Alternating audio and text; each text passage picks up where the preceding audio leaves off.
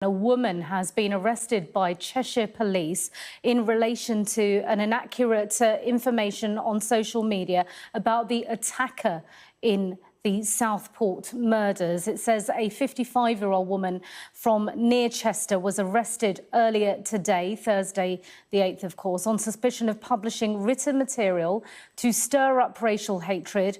If you're following this story and, like me, you're curious about what exactly the crime this lady's committed is, I did some digging and I found out Section 19 of the Public Order Act 1986.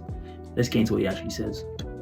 So this is the section behind me. As you can see, it attempts to define what racial hatred is, and it defines racial hatred as hatred against a group of persons of which race is one of the categories of people.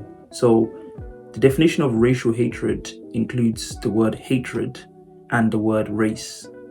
Doesn't make any sense. So this is the section behind me, Section 19, that she was actually charged with when she was arrested.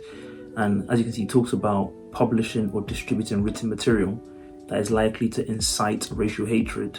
But I guess the question is, Nigel Farage, Katie Hopkins, other people speculated about the identity of the attacker. So the fact that she put a name to it, how do we know for sure that the riots came from people seeing that post? It's not very clear. You're going to ask all the people on the streets what exactly they saw to make them come out. But I think the even scarier thing about it is trying to hold people that repost stuff they've seen elsewhere, trying to hold them accountable and basically equating retweeting something to publishing or distributing, which is, to me, quite a big leap. So listen to what one of the police chiefs said on Sky News. The offence of incitement to racial hatred involves publishing or distributing material which is insulting or abusive, which is intended to or likely to start racial hatred. So if you retweet that, then you're republishing that, and then potentially you're committing that offence. Based on what he said, they're making a link between someone publishing something online and things happening in real life, like the riots. But how does it work on social media when someone retweets or posts something that leads to a lot of people's, tweeting racist stuff or racially insensitive material?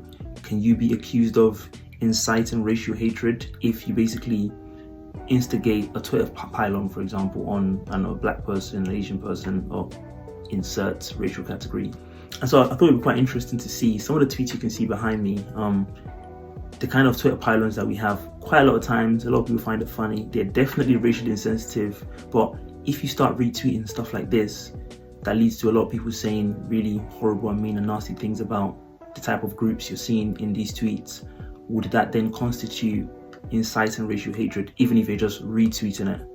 It's not really clear where we go from online to real life. Thank you for watching. Let me know your thoughts in the comments. Do you agree with this law? Do you think it makes sense to extend these laws to online platforms? I'll speak to you guys next time on What in the World Weekly.